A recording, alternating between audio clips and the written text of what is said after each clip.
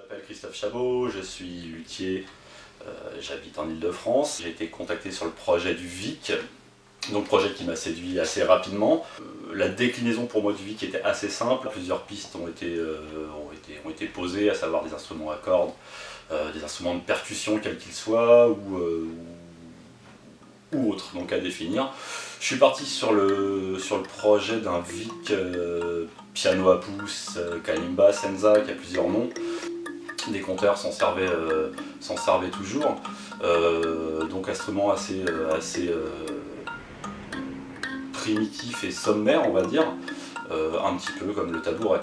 Ce tabouret s'appelle tail chair, donc en français la chaise à compte.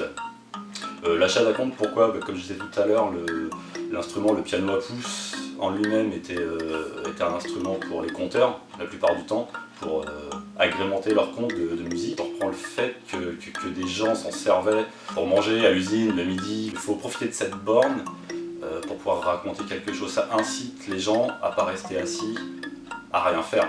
Tu t'assois parce que tu as du temps pour t'asseoir, mais t'en profites pour raconter quelque chose, quelle que soit la chose que tu as à raconter.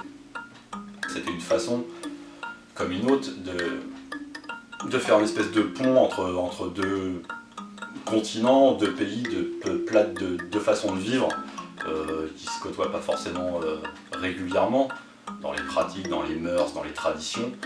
Et là, ça a été une façon d'associer des pays d'Amérique du Sud, comme je sais, ou d'Afrique, avec des pays de l'Est, une espèce d'association vue par un luthier européen.